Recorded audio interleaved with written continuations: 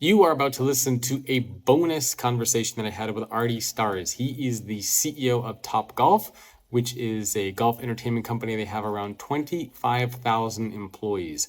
Artie is one of the over 100 CEOs that I interviewed for my brand new book, Leading with Vulnerability, and I'm releasing a couple of these interviews so you can see what some of these conversations were like, including this one with Artie.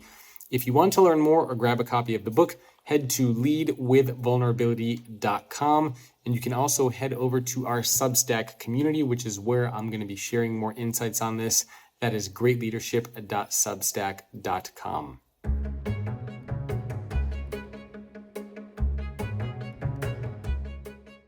When you hear the phrase vulnerable leader, what pops to mind? So obviously I'm writing a book on leadership and vulnerability. So when you kind of combine those two things, what does that make you think of?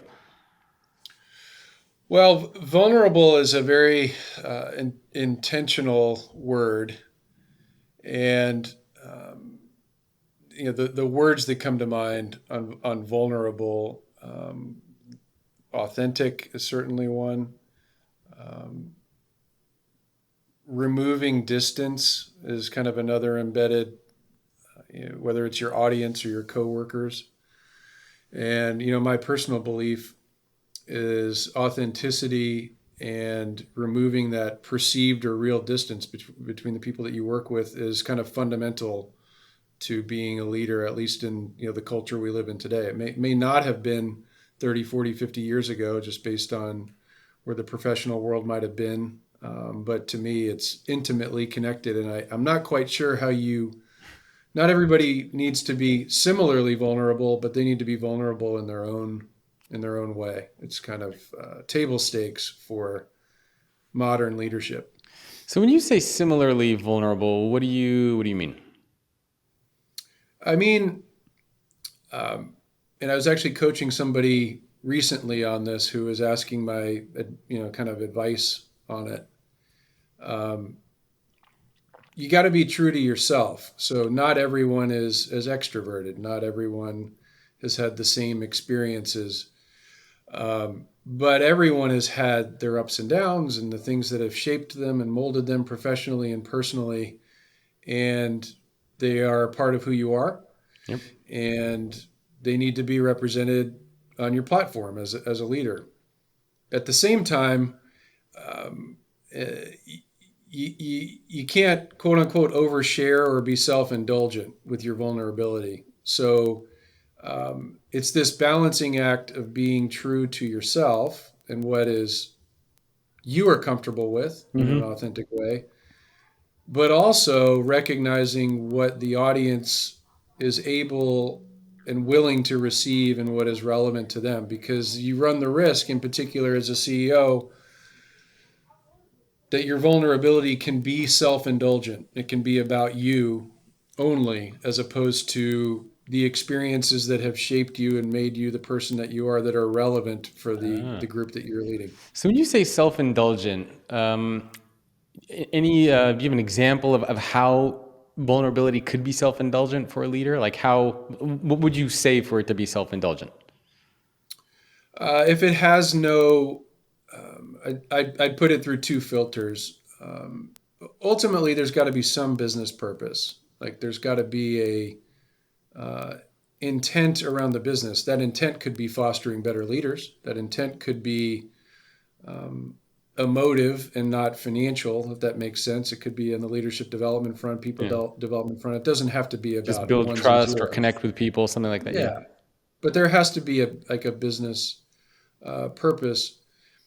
And the second filter I would put in it is there's some risk with vulnerability that it ends up being a personal therapy session, that you spill your guts on something and it's all about you. Yeah. And that's just kind of a no as a leader. When anything you do that you make it all about you, that is culturally off. Yeah. So if we reflect on the work environment that my father might have worked in he worked at PepsiCo for many years in the 80s and 90s. there was vulnerability at that time too. It probably wasn't as progressive as we might call it today. And there's certainly things that I might do that he would look at me and say, "Boy, that's not how the CEO I worked for did it." But that's okay. But you just can't cross that line where you make it about yourself, Yeah. or entirely about yourself. Yeah, I like the intentionality. So basically not being vulnerable for the sake of being vulnerable, but having some sort of like, why are you doing it? That's right. And I think that's That's actually right. more relevant for a leader, even if you're not a CEO, but just leading anybody as opposed to just being an individual contributor. Because an individual contributor, you don't have that maturity, you don't have that extra responsibility of leading Yeah. and guiding others and motivating them. So yeah, I think it's that extra pressure for leaders to kind of have the intention behind it. Yeah. The bar is higher for us. Yeah, yeah, no, for sure. Can you share a time, a story, anything that comes to mind for you when you were vulnerable at work?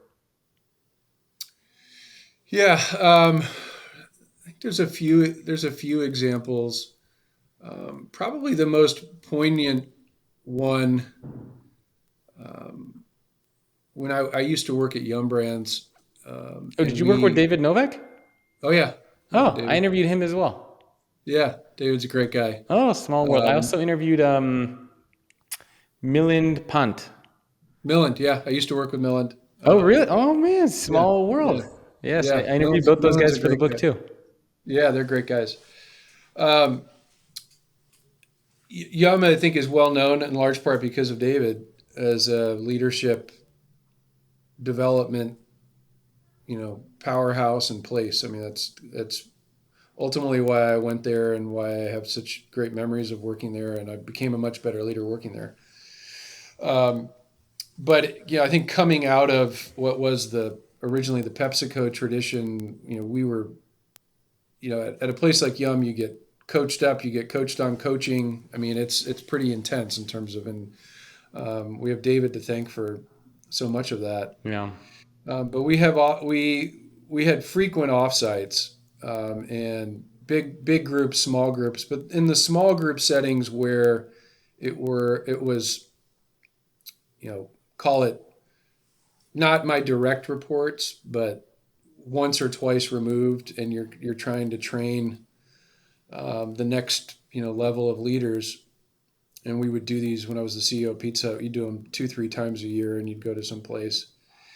And at each one of those where I would share, you know, my life story with business intent, I learned something pretty meaningful, about myself, and then also the impact it can have around people who otherwise might look at your resume or might look at your public persona as distant. yeah, So, the story, which probably my personal story isn't relevant for today's conversation, but just going through the things that have gone well and gone poorly throughout my personal journey, where my family was from, um, things that little things along the way that impacted me and made me the person that I am, was surprising to people. Not because my life is necessarily any more interesting than anyone else's, but just the willingness to share uh, the pitfalls along the way and so on. You have people for the rest of my time there say, when you said this had a huge impact on me because of this, this, and this. And you create, to my earlier point, you truncate the distance between what someone perceives these big jobs and the people are like in them, and you just make it more human. yeah. Um, But when you think back, is there like a particular, because one of the things that the people are really interested in are like stories or examples of mhm. when was Artie vulnerable? Like what was happening? What was the situation? So can you think of like a specific moment or a time when maybe you shared one of these things and kind of walk through like what was going on? Was it a business meeting? What did you say? What did you notice when you were vulnerable with people? Let me see For if I can example, think of the best. Milland, I think it was Milland, or maybe it was the CEO of Genpact. He told me, Or no, I was talking to the CEO of Concentrics the other day, and they have 300,000 people, and he told me he feels very vulnerable when he's in these one-on-one meetings with people and they're giving him candid feedback. And he was telling the story of like one of these one-on-one meetings that he was in and how he was receiving that feedback and how he was getting so uncomfortable. Something specific like that that would kind of narrate the vulnerability piece, I guess. Yeah. Um, And it could be from early on in the career too. It doesn't even need to be recent.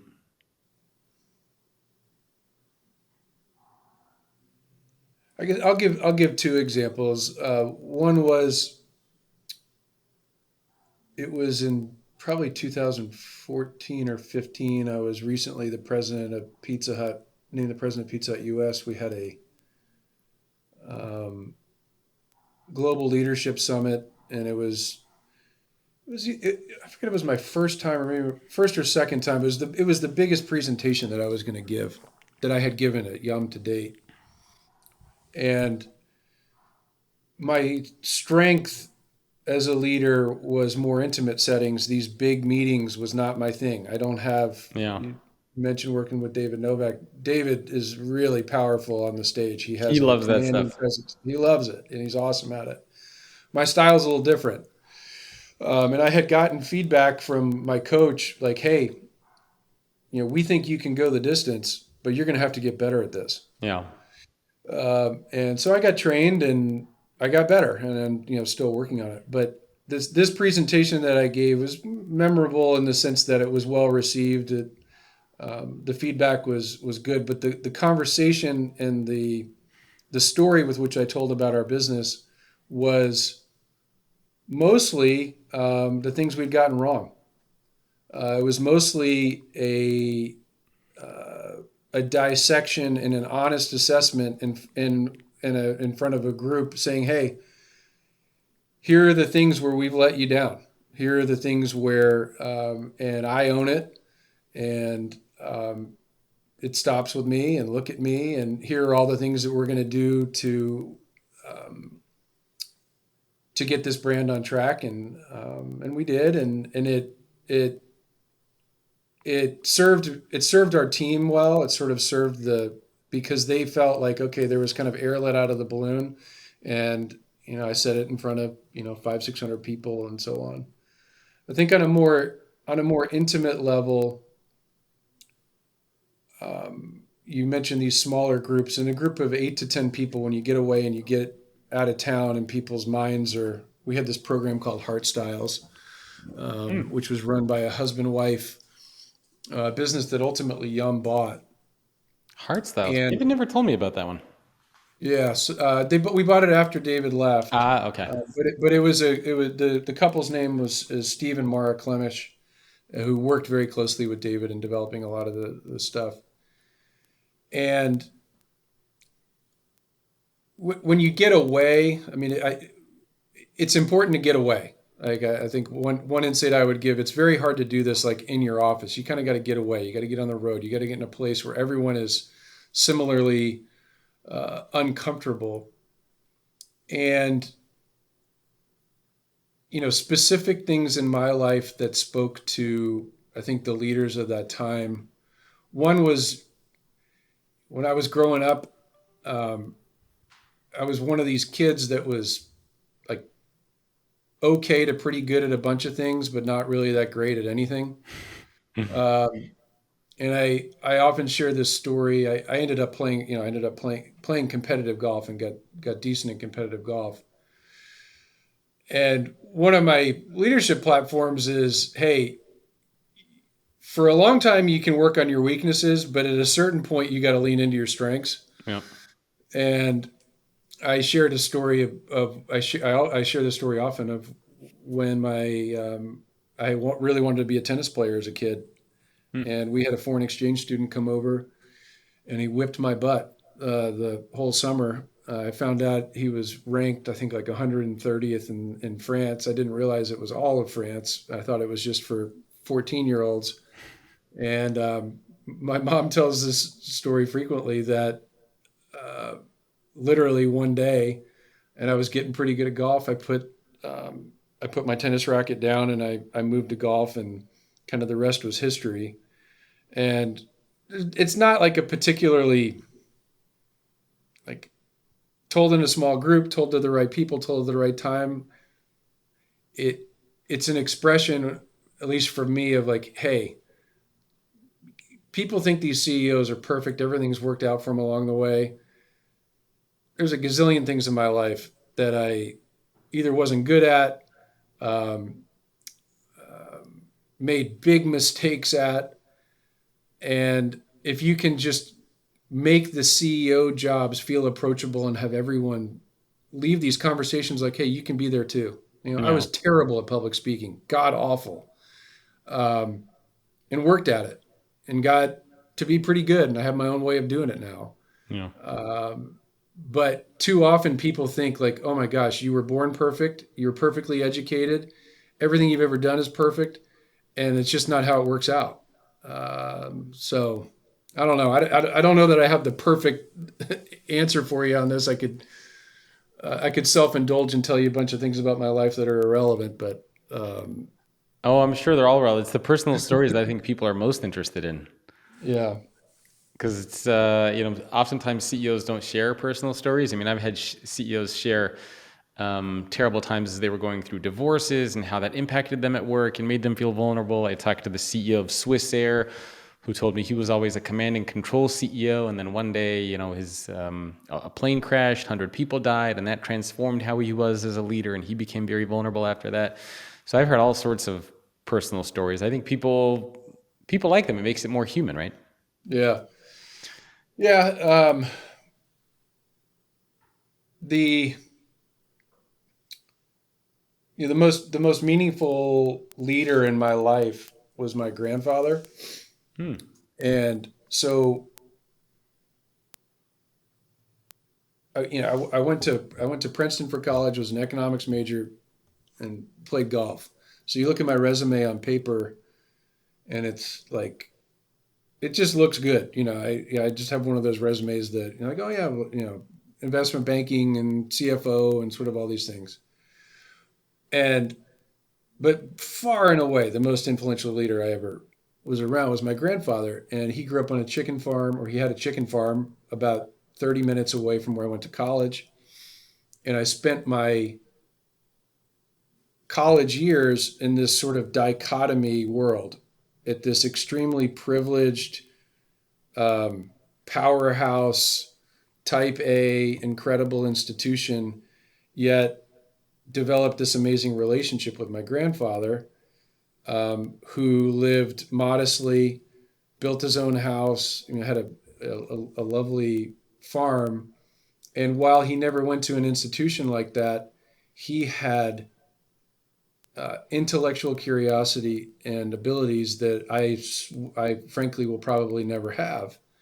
Hmm. And the lessons learned there are the ones that I take to my job every day. He would tell me everybody puts their pants on one leg at a time. Yeah. I So heard when that I saying when too. people ask me about my college experiences, it frankly ends up being more about my grandfather than it does about an Ivy League education. Yeah. And do you talk about him at work? Like, do people know I do stories and the impact he had? all the time. Is that a vulnerable thing to do, or is that? I think for back to my earlier comment, I think for me it is in the sense that it serves a business purpose because the perception of my background and the perception of like a finance person, um, I'm working in multi-unit retail. Yeah. I've never worked a shift. I'm motivating people who grew up in the restaurant business or started in a kitchen and so on. I didn't do that. But my leadership platform and how I treat people is informed by an extremely important person in my life, and that's my way in.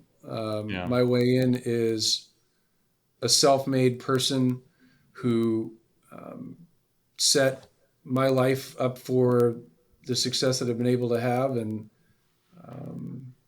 anyway, No, I like that. What do you think makes you feel most vulnerable? So when you think about different situations or circumstances or Mhm. things that you have to say, and think of kind of vulnerability on like a scale, what would be the extreme end of vulnerability where when that happens or when you say that, you really, really feel vulnerable? I'm pretty open with my mistakes. So, like in some respects, when something goes poorly, fortunately, I think I've been pretty well trained in looking at it head on, dissecting exactly what happened. So when something goes wrong, I I lean into it and I talk about it, I share it, and when something goes wrong, and it can be uncomfortable for I think people that I work with, Mhm. but you certainly want to celebrate successes, but studying why mistakes happened in a business setting is paramount. Um, Does that make you and feel the then, most vulnerable though, or the most like exposed, the most yeah, uh because when you're a leader and something goes wrong, it's like it's out there and no one wants yeah. to talk about it. No one wants to talk about it. They want to sweep it under the rug. They want to, it's very easy to say, well, we're going to move, we're just going to move past it. We're going to move forward. And you have to do that. But um, I get the most, I get a big charge out of being transparent when something doesn't go right. Yeah. But does it make you feel uncomfortable? Because I think it's Brene Brown. She says that vulnerability is, this emotional exposure. It's the uncertainty and the risk, the uncomfortable feeling that you are, exposing yourself, admitting to a mistake, asking for help. So when Mhm. you dissect these mistakes that happen and you feel that accountability for it, does that make you feel uncomfortable? Or you said it makes you, it sounds like it makes you feel comfortable. You get energized from Yeah. it. I get energized about not letting it happen again. Okay. I don't think I get energized about making mistakes but I guess for me, like vulnerability in some respects, it's natural in terms of how I was brought up. Yeah. My mother in particular is naturally very vulnerable. So how Brene Brown describes vulnerability, I'm probably just more comfortable with it. I don't know how else to Yeah. put it. I don't mean to disagree with an expert, but No, um, no, I mean, I mean, what I'm finding, at least from the research I'm doing, is vulnerability is very subjective. I mean, different CEOs, different leaders that I talk to feel more vulnerable for different situations, right? Some CEOs say they feel most vulnerable when they're in front of a lot of people. Some CEOs say they're most vulnerable when they're getting candid feedback. Other CEOs say they're most vulnerable when they have to admit to a mistake or ask for help yeah, that makes them feel really that's uncomfortable. They don't like doing it. So it's very different for everyone. And that's why I was curious for you, what would be on that extreme vulnerability spectrum of what makes you most exposed, uncomfortable, uneasy, as far as either situations or. the thing that makes me feel the most uncomfortable is when I can't relate to somebody else. Mm, So, embedded in this vulnerability discussion is heightened relatability.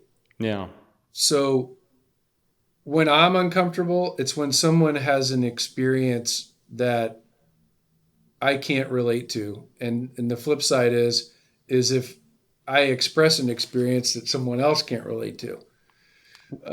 would that be So to something like me, a tragedy, like something like that, or tragedies I think are personal tragedies. I hate to force rank them. Most people have had, a similar set of tragedies, death in the family, things like that. There are certainly yeah, um, people's lives have various degrees of challenges, and mine's been very blessed in that sense. So um, but where I feel uncomfortable and I probably the most vulnerable is in the situations where maybe I haven't had the experience that is as deep or as profound or as tragic. Mm. And you And can't connect that with them, yeah. and that probably is one of the reasons why I'm so intentional about talking about things that haven't gone right, um, making sure that that's communicated broadly across our team, personally and professionally. Yeah. Um, but So this any particular thing come to mind for you about not being able to relate? Like, has there been a time where you shared something with somebody and you could see that there was no relatability, or when somebody shared something with you and it just well, I wasn't? think if we, recently these events in South Texas and the shooting, Yeah. I don't know what I want to be vulnerable, but Yeah, back but you to don't know what to. but there's no there's no way in, and this balance, but there's no way in for me. Yeah. I like there's this right that companies may feel to um, talk about it in some way. Those kinds of things in my mind, there's no words. So Yeah. vulnerable, like that's where I'm the most uncomfortable. The George Floyd, you have to have a voice. You have to have a way to talk about it that is um, Yeah, it's not respe- easy. It's hard to. respectful. That's probably. I mean, you're you're doing a great job digging at this question. That is probably where I feel the most vulnerable. Mm. And what is it about those things that makes you feel vulnerable? So the fact that you can't connect with the people, but why is that such a bad thing? Does that just kind of reflect on you personally? Does it make you question your leadership, or why does that make you feel so uncomfortable? Well, a lot of these issues. I mean, um, take the school shooting. Um, in a situation like that, I may have political beliefs that contributed to it. Mm. You know, Yeah. I hunt. I own a gun, Yeah. and so it causes you to think very objectively about your personal beliefs, what contribution you may have had to, um, my own personal beliefs. I think the government's failed us, and how do you talk about that as a CEO in a way that's relevant, that balances how I feel, but at the same time is relevant for the audience. So like Yeah. that's the heart of that's the heart of vulnerability. Is that something you really should be talking about as a CEO Yeah. Yeah. or not? And it seems like it also makes you question kind of like on a deeper, like, who you are as a person or who you are as a leader. It seems like those are, and I hear that a lot from CEOs. In fact, there aren't many CEOs who say that, or leaders for that matter, who say admitting to a mistake makes them feel that vulnerable. Because it's one of those things where they talk about it as a learning moment and they're able to kind of move on from them. But the things that make them really uncomfortable, for example, in the CEO who said he's really uncomfortable getting candid, one-on-one, like honest, brutal feedback from people. Yeah, And I said, why does that make you feel uncomfortable? And he said, because it likes makes me question like me, yeah, like who I am as a leader, who I am as a yeah. person. Like it really gets to the heart of it. Whereas a mistake is kind of like superficial. It's like up here, we all make mistakes, we're all imperfect. It doesn't force me to really reflect on who I am as a leader and who I am as a person.